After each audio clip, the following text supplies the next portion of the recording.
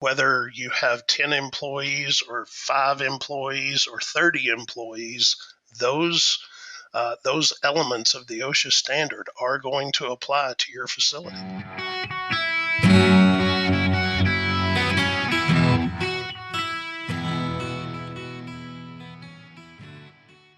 Welcome to A Higher Law, a cannabis podcast from the Dykema law firm. I'm your host, Cheyenne Benyi, associate at Dykema. For more episodes, you can find us at youtube.com/Dykema Law, dykemapodcast.com, or by searching A Higher Law wherever you get your podcasts. Joining me today is Allen Mires from EHS Support. Allen has over 2 decades of experience as a leader of health and safety initiatives for a variety of industries, including agriculture, oil and gas, manufacturing, food processing, and more recently, the cannabis industry. Allen performs facility compliance audits and occupational exposure surveys according to OSHA's process safety management of highly hazardous chemicals guidelines. He then implements follow-up corrective actions to ensure compliance with federal, state, and local regulations. He also designs and implements safety management systems, safety programs, procedures, plans, and reports for clients. He's a process hazard analyst leader and a certified occupational safety specialist. Please welcome Allen Mires. Hi, Allen. It's great to have you today. Thank you so much for being a part of A Higher Law. Can you go ahead and tell us just a little bit about what your day-to-day looks like? Well, right now I am a consultant with EHS Support, and my primary focus is safety management systems and building safety management systems for clients and helping support those efforts. I also assist with designing programs, with auditing. That would probably be the primary thing that we do is audit for compliance as far as OSHA and process safety management on my end. Cool. And how long have you been working in the cannabis industry? Just under a year, almost a year. Are you liking it so far? It's a pretty fun industry. It is. It's pretty new, but there's a lot to learn. Oh, absolutely. Absolutely. So we're calling this episode, You Don't Know What You Don't Know, But Need To. So small business owners, particularly cannabis business owners or canna businesses, as I like to call them, they are not exempt from the requirements to provide a safe working environment to their employees, right? So OSHA standards apply to these cannabis business owners, right? Absolutely. The OSHA standard applies to any business that affects commerce. And so because there's money transferred back and forth, that affects commerce. So the OSHA rules apply regardless of the size of the business.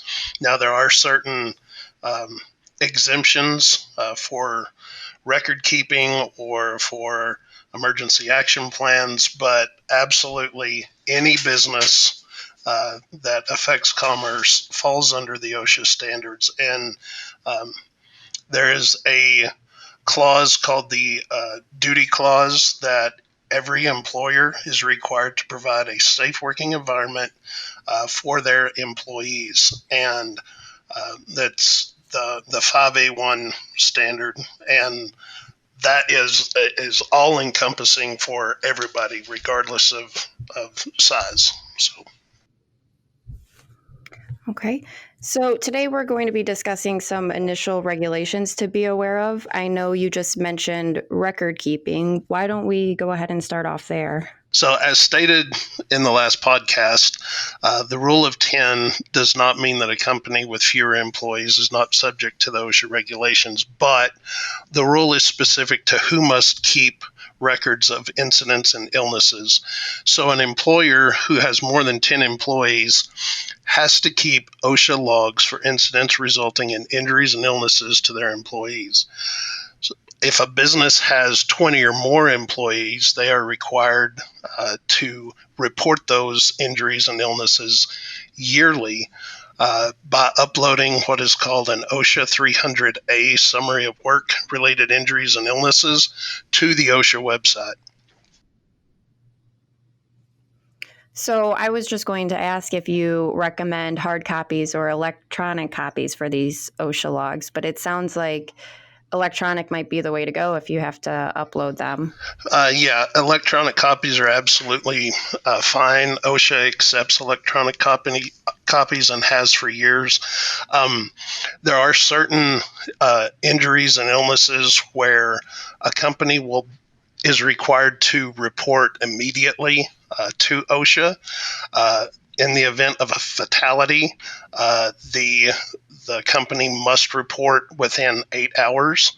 And if there is a injury or illness that has to do with an employee hospitalized, one or more employees that are hospitalized, an employee has an amputation, or an employee loses an eye, the employer is required to report to OSHA within 24 hours. And that applies to everyone, regardless of how many employees you have. So those rules, although the rule of 10 may or may not apply because of your size, the rules for reporting of the serious injuries applies to everyone. Previously on our podcast, there was a discussion regarding the use of fertilizers and pesticides.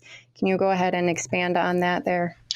So OSHA requires employers to provide information to employees regarding the hazard effects of the chemicals that they use in the workplace.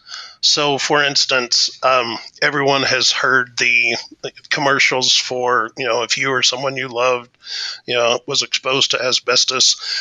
All of that comes from employees being exposed to hazardous substances in the workplace. And so OSHA has a law now that states that employers have to provide information to the employees regarding things like asbestos or any chemical that the employee comes into contact with. And actually, the standard is pretty specific that all chemicals, and it doesn't matter what it is, if it is a chemical that not designed for immediate human consumption, you are required to provide what is called a safety data sheet, so that the employees have access to everything, all of the information regarding that particular chemical and the hazardous effects on their bodies. So this is all part of a hazard communication program that OSHA requires, and it has to be a written hazard communication program.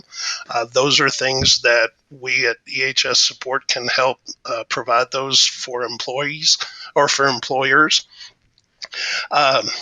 It also involves labeling of containers, regardless of, if an employee takes a container and scoops something out or pours something out of its primary container to go and use it somewhere else in the work environment, that container is required to have a label on it. And many times inspectors will come in and they will discover, bottles or spray bottles or some other container that has a chemical in it and there's no label on it, and those are citable offenses from OSHA. So also, yeah, I would imagine so. Yeah, and it's the employer's responsibility to train the employees on the use of the chemicals and the hazards of the chemicals.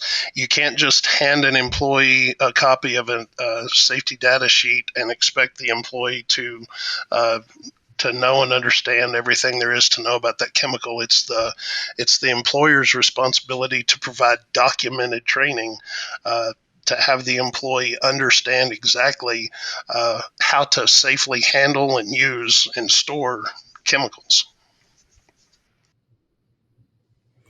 Yeah, I'm sure that's probably a pretty important part of their training there. I mean, if you were to just hand me a safety data sheet of a random chemical, I might look at it and say, cool, and then just toss it aside. Yeah, and there's There's a a lot lot of of language in there. a lot of technical information is provided on the SDS that, unless somebody knows exactly what it is they're reading, they may or may not fully understand the effects or the requirements of handling or storing the chemicals, or what that chemical is capable of doing to their bodies.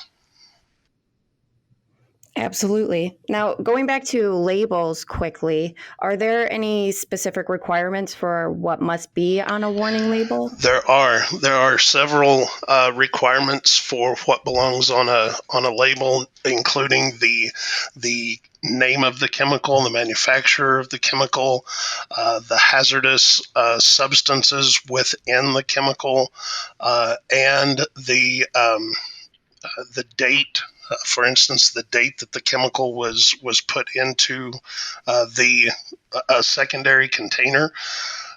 So all of those things are listed in the OSHA standard, and so employers are required to provide those labels to the employees, and the employees are required to make sure that those labels stay legible on the different containers.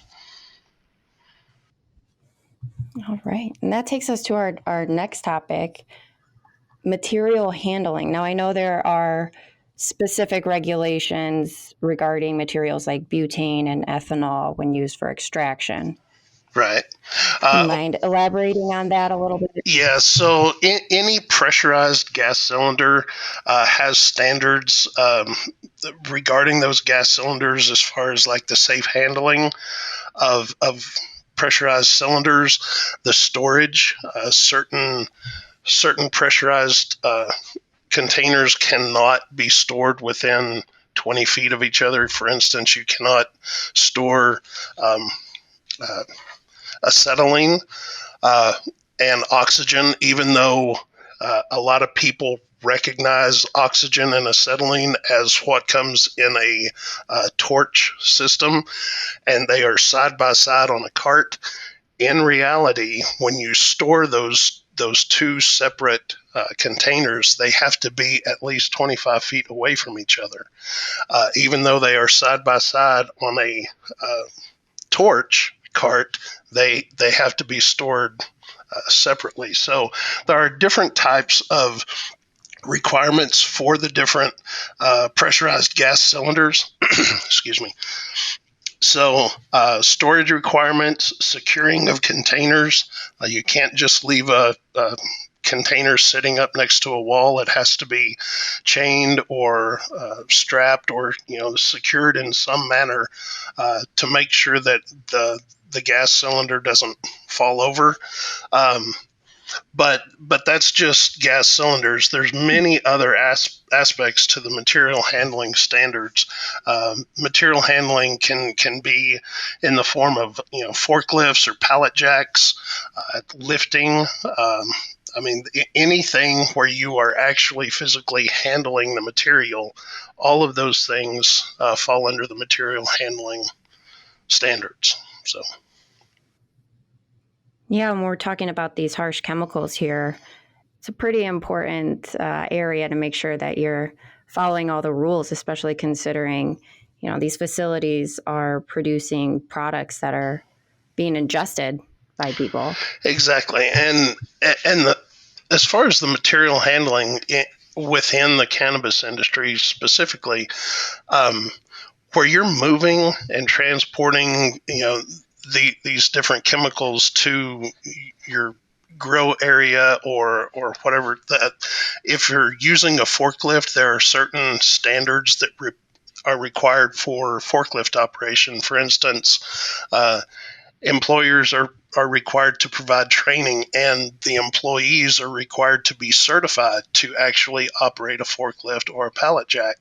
And so there's a whole lot more to just, making sure that a pallet full of fertilizer gets taken from one area to another area. There's also the issue of ergonomics that we'll touch on later, that when you're moving materials all of that bending and stretching and lifting and all of that falls under another area of ergonomics where employees have the potential to be injured or have musculoskeletal illnesses develop. So.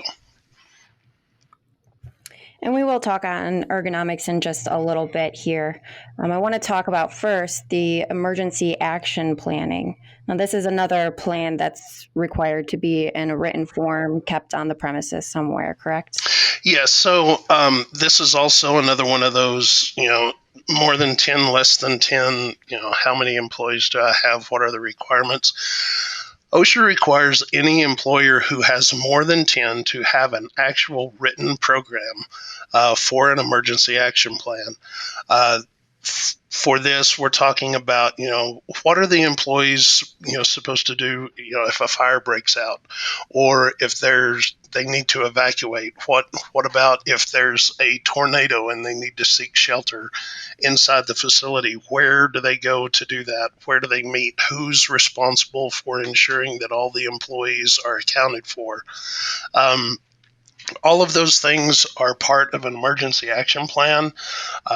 It is pretty specific, and like we said, it has to be a written document. You have to provide more training to the employees. They have to be able to understand where they are supposed to go and what they are supposed to do and who is responsible. There has to be some form of an alarm system that OSHA requires, and those can come in different forms. Again, EHS support can help establish these emergency action plans. I personally have written several emergency action plans for different companies, but the importance is to have it written, have it trained to the employees, and make sure that the employees understand that. Now, how often would you recommend training on these plans? Is this a one-time training? No, this needs to be reviewed annually to make sure that employees continue. If there's changes to the program, or if there is updates, new technology, if there's a change in any way to the emergency action plan, it needs to be reviewed and retrained to the employees. This emergency action plan, as we said, can be anything from a fire, a power outage, a tornado, even unfortunately in this day and age, active shooter or workplace violence. All of those scenarios are required to be covered under the emergency action plan. Yeah, absolutely. And I'm assuming, with that being said, the use on fire extinguishers is probably included in those plans as well. Well, it is, but it's also kind of a separate entity all of its own. And a lot of people don't realize that OSHA does not require employers to provide fire extinguishers. There is nothing in the OSHA standard that says you have to have a fire extinguisher. However, most places, most businesses, as part of their insurance coverage, their insurance requires them to have fire extinguishers, which is perfectly understandable. And OSHA says that if you have fire extinguishers, then you are required to train the employees on the use of those fire extinguishers. OSHA also requires that those fire extinguishers be inspected regularly. This includes a monthly inspection as well as an annual certification. And so having a fire extinguisher hanging on a wall or sitting on a floor. There are OSHA standards that govern where the fire extinguishers are supposed to be. You can't leave a fire extinguisher sitting on a floor or locked in a cabinet or anything like that. They have to be so many feet apart.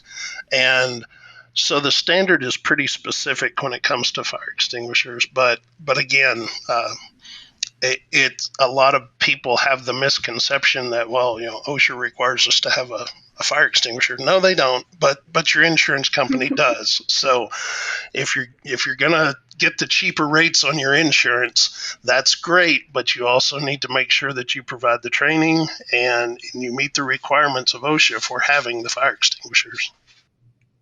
Yeah, you might have a difficult time finding an insurer in the cannabis industry Yeah, that's well, willing to insure you with that one.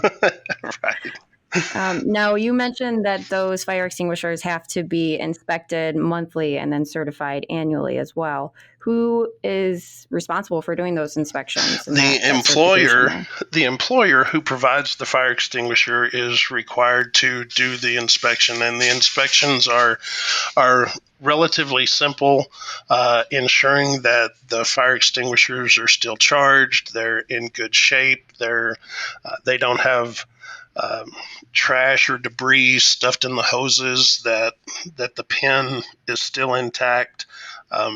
All of those things are part of the monthly inspection, and then the annual inspection is usually done by an outside agency that will come in and actually certify that the fire extinguishers are in good shape, change out the ones that are not, that have leaked or something like that, or have been discharged, and replace those. So For those monthly inspections that are conducted by the employers, are there any resources or training requirements in order for them to, to be able to conduct these investigations? well, to do the inspection, you have to be a knowledgeable person, and almost anyone can look at a fire extinguisher. Usually, they have the ABC fire extinguisher that has the little gauge on it that is red on two sides and green in the middle, and the needle needs to be in the green, and that ensures that it's not overcharged, it's not undercharged, but that is still operational. The pin that holds the handle has to be intact, and the hose has to be flexible. If it's a hose type, the hose needs to be clear of any debris or anything like that to ensure that it is going to work. And people need to realize, as far as the fire extinguisher goes, fire extinguishers are used as a means of escape. They are not intended to fight fires. A lot of people say, there's a fire, I'll run over here and get a fire extinguisher and come back. And if the fire is small enough, that's fine. But there is usually not much protection in a fire extinguisher. Only a few seconds worth of chemical that is used. And so fire extinguisher is to be used to escape from a fire. So everybody needs to keep that in mind. Yeah, absolutely. And with a facility full of plants and hazardous chemicals, a fire can take over pretty quickly. Exactly. Get out of your control. Use the fire extinguisher to get out.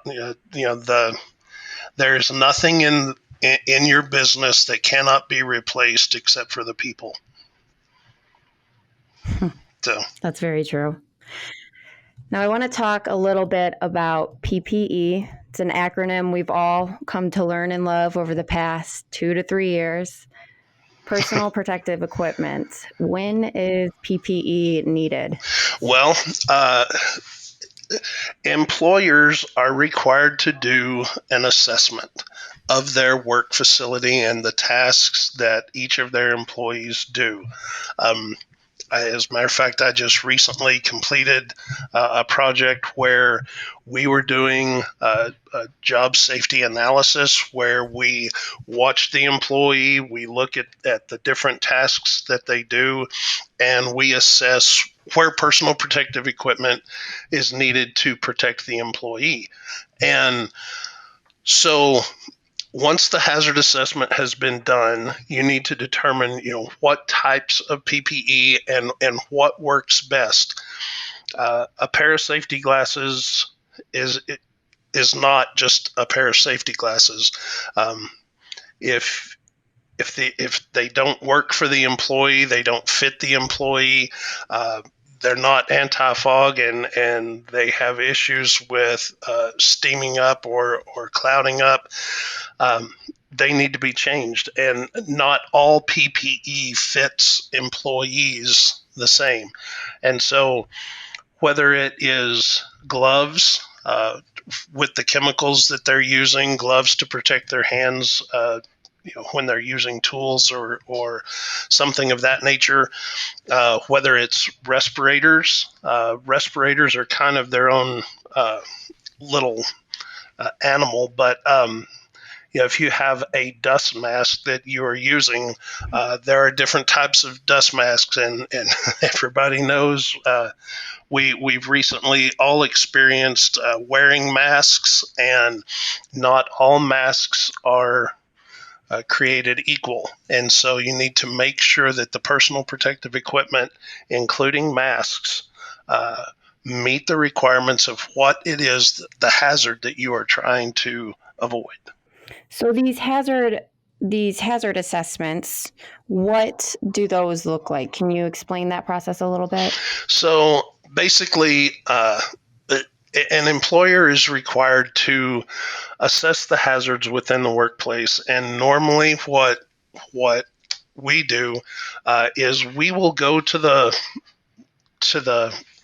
location, and we will watch the employees do their work, and it's primarily just observation. And as the employee works, you look at the different hazards, whether those are physical hazards, chemical hazards, biological hazards, whether there's an ergonomics issue involved, and you observe the employee as they do their job. And any hazard that is present, you would want to have some type of control.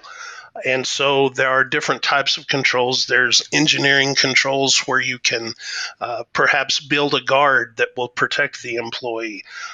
You can have an administrative control where, we're going to train this employee to do this particular job this way, as opposed to how they were doing it. You can write a standard operating procedure for that particular task so that the employee does it this way each and every time so that they avoid that hazard. Maybe another example of an administrative control would be where 2 employees are required for this particular task because they are having to lift something that is too heavy. So after you eliminate any particular hazards with a engineering control, and you eliminate hazards with administrative controls, the last option is to provide personal protective equipment. If you can't eliminate the task, you can't engineer something that will protect the employee, and you cannot develop an administrative control for the employee, then the last line of defense is to issue personal protective equipment. And so it's not an example of employers come in and say, well, okay, everybody in the cannabis industry wears gloves, and so here's you a pair of gloves. Well, no, they have to be a specific type of glove that meets what hazard it is you are trying to protect the employees from.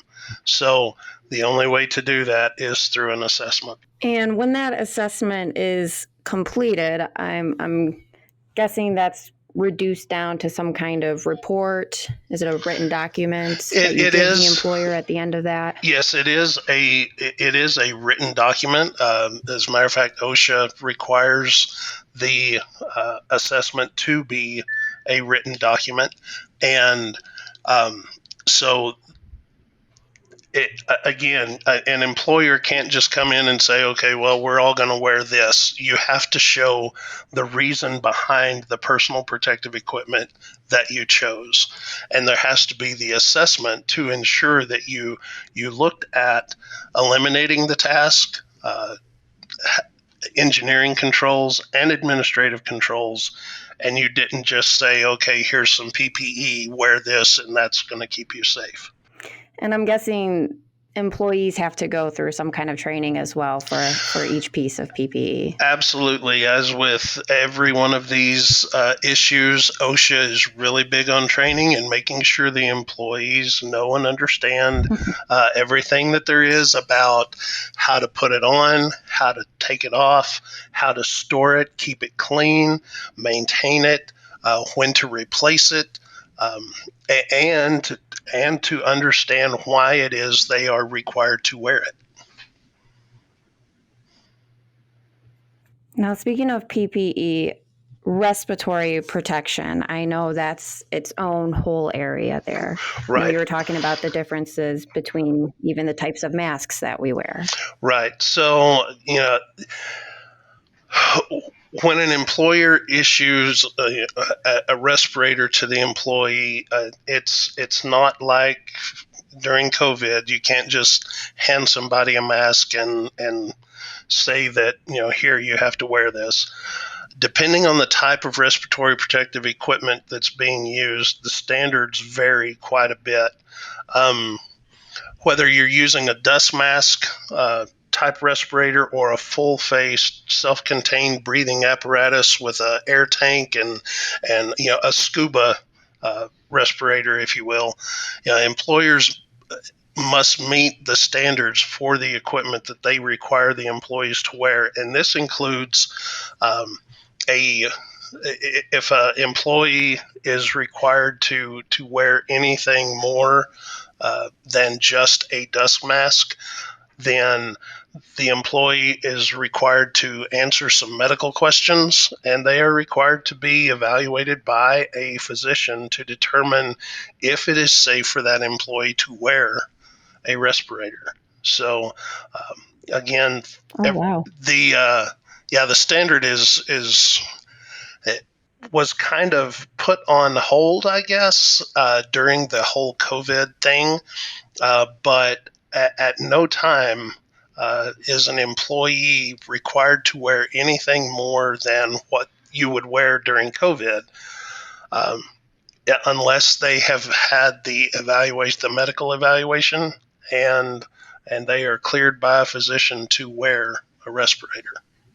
And this is a half-face respirator or a full-face respirator, but if you have the canisters on the side, or whether it's a SCBA, self-contained breathing apparatus, you have to have the medical evaluation and with the questionnaire completed before the employee, and they have to be fit tested.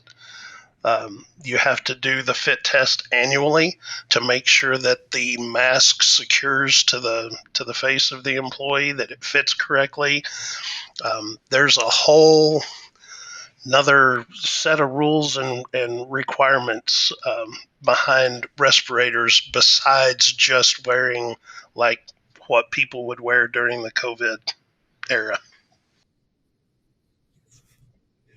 Have you seen any employees in cannabis facilities wearing those full-face scuba masks or respirators? Not the SCBAs, the scubas. No, I haven't. But I have seen some. Really, I have seen some wearing the half-face respirator with the canister. Really? Yeah. Now, you mentioned that those have to be fitted annually to make sure that they are, fitting the individual correctly. That brings us to our next topic, ergonomics. My favorite topic, just because I like to be comfy. But I can imagine if those respirators aren't fitted, it can be pretty uncomfortable, and it could probably create some additional hazards in the workplace. Well, with a respirator, if if the respirator doesn't fit correctly, you have the exposure issue to the chemical or whatever the substance is that you're trying to protect the employee from breathing in.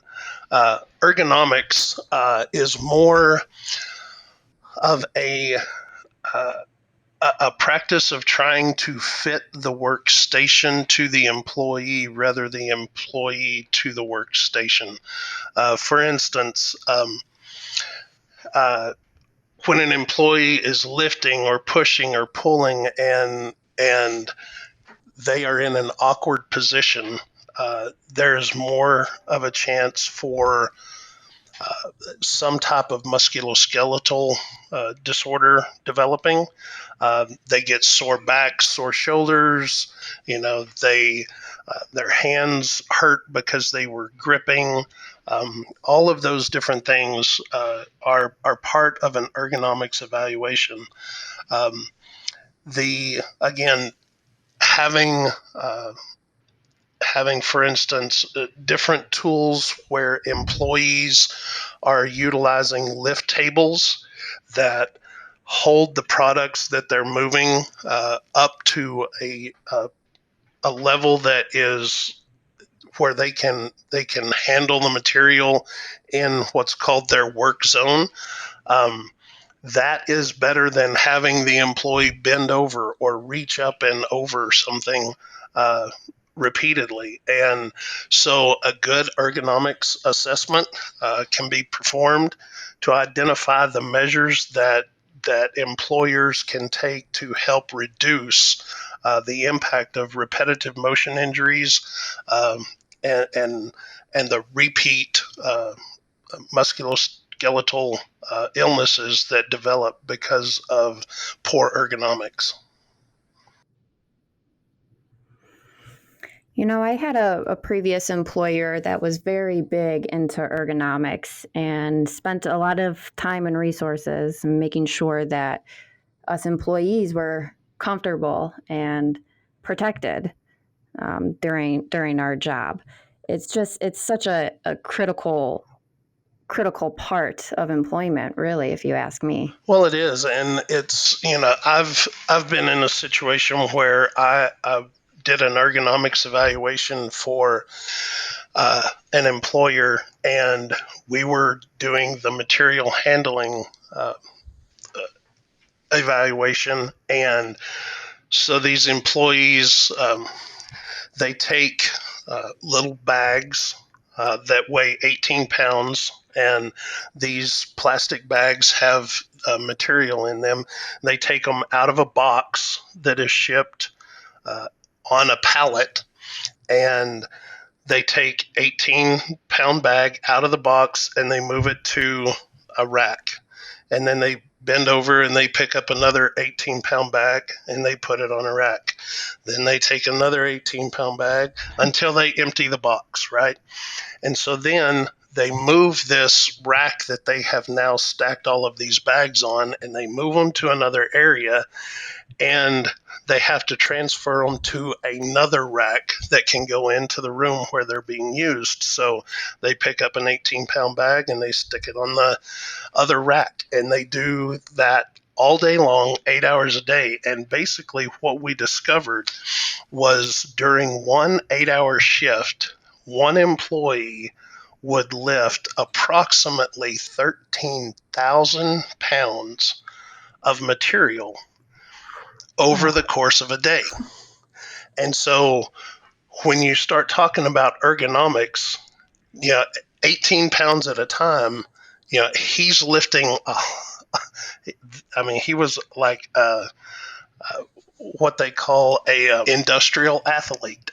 And it is a weightlifting nightmare for these guys that are doing this. And so when you start talking about ergonomics and you start talking about people who are, specifically in the growing portion of cannabis, the just the mechanics of the jobs that they do, pulling and pushing and raking and I mean, all of those things, the small finger movements that they're using with their hands repeatedly over and over again, all Yeah. of that has a cumulative effect on the human body.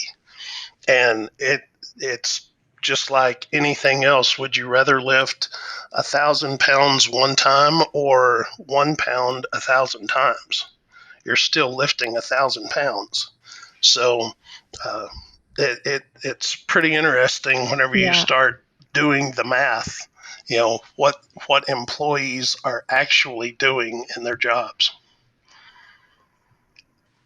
Yeah, I was just thinking about employees at grow facilities that have to go through the trimming process. If they don't have the right type of shears, I'm sure that's, really strenuous on their hands, puts them at risk for like carpal tunnel. Right, exactly. And how much force is required to use those shears? And then how many times a day do they use those shears? And so if they're squeezing and it takes, say, 3 pounds of pressure or 5 pounds of pressure to use those shears, over the course of an 8-hour shift, you could be talking about, hundreds or thousands of pounds that they are gripping with their hand. Right. So, okay. So that covers the main topics we wanted to hit today. I know there are other OSHA standards that come into play depending on the type of work being performed. I know hazardous waste disposal in particular is big for the cannabis industry there. Are there any other specific cannabis industry specific standards that you think these cannabis businesses should be on the lookout for? Well, I don't know specifically to cannabis, but again, OSHA is pretty encompassing whenever it comes to hazards in the workplace. There's the control of hazardous energy, utilizing lockout tagout to when you're working on a piece of equipment, whether that is electrical or mechanical. There's machine guarding that may or may not, be a part of the cannabis industry, but anything that could impact an employee, um, you know, should be assessed for machine guarding. The hazardous waste disposal, there are that would be an entire podcast on its own. There are so many different regulations and different things that come into play when you talk about hazardous waste disposal, and just the storage and handling of hazardous waste.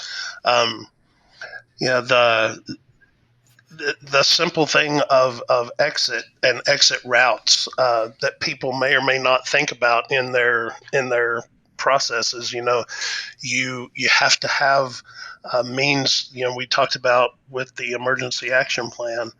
You have to provide a way for the employees to exit, and there are certain regulations that OSHA requires with regard to exits and exit routes, and many people don't consider those things unless they have somebody come in and actually do an assessment of their facility for safety.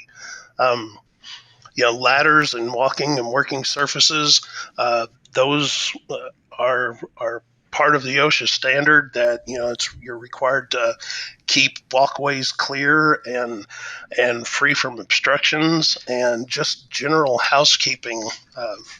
Those type of things are things that an inspector is going to be looking at whenever they come into any facility. And again, whether you have 10 employees or 5 employees or 30 employees, those elements of the OSHA standard are going to apply to your facility. Yeah, and sometimes it's just, those are things that you don't think about. Sometimes you don't know what you don't know, but you really do need to know these things, right? Absolutely, and that's why this is titled this way. There are many misconceptions out there, and people think, oh well, that doesn't apply. Well, the truth is, it does apply, and the old adage of ignorance of the law is no excuse, and that bodes true with the OSHA standards as well.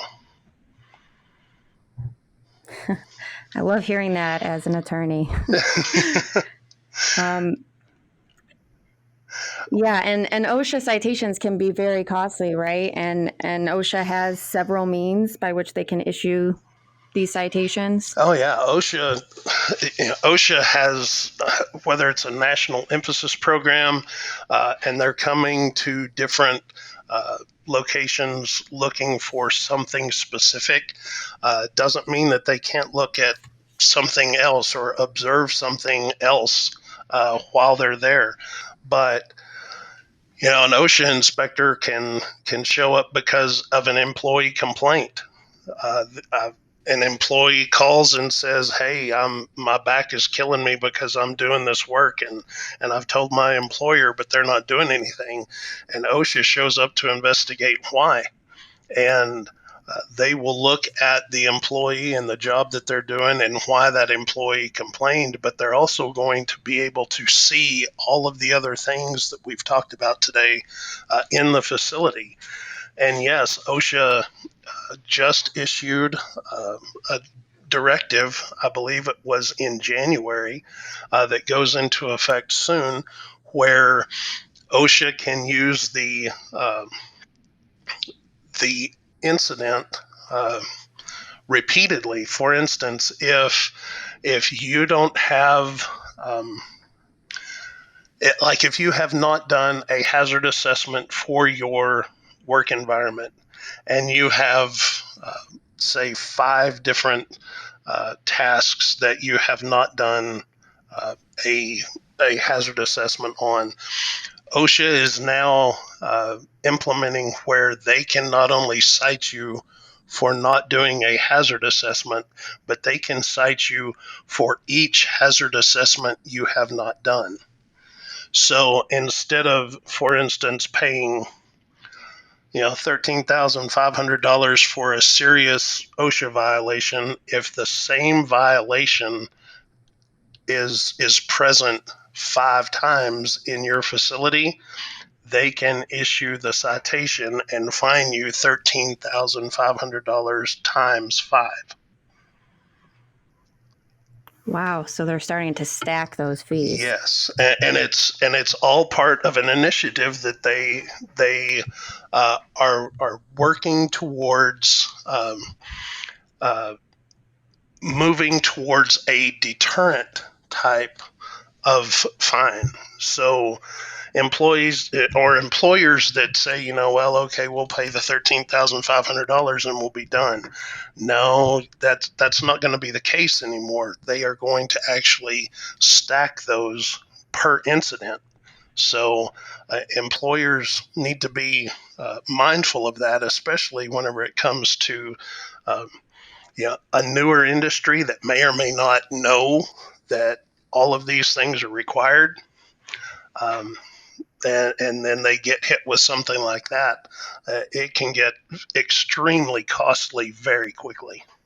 Well, this has been great. This list is just simply a beginning of things that you may or may not have thought of regarding application to a small business. All things considered, all employers are required to provide a safe working environment for employees, regardless of the type of business they operate, cannabis or not. Allen, it's been wonderful having you. Thank you so much for joining us today. Thank you. Is there anything else that you want to put out there? I would just encourage employers to ensure that you are providing a safe work environment for your employees. It's as I said before, there's nothing in your business that cannot be replaced except for the people, and I truly believe that. So make it safe for the people who are doing you a good job. That's so true, and that's a great place to leave it. So that is going to be it for us today. Thank you all for listening. For more episodes, you can find us at youtube.com/Dykema Law, dykemapodcast.com, or by searching A Higher Law wherever you get your podcasts. My name is Cheyenne Benyi, and we look forward to seeing you next time on A Higher Law.